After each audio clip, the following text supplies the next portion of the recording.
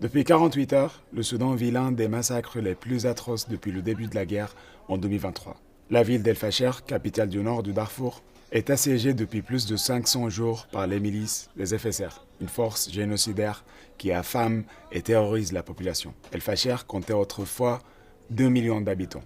Ils ne sont plus que 300 000 aujourd'hui, dont la moitié sont des enfants.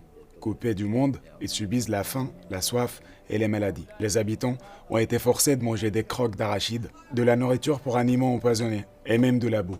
Tout est fait pour les épuiser et les exterminer. Cette ville était un refuge pour ceux qui fuyaient la violence des FSR.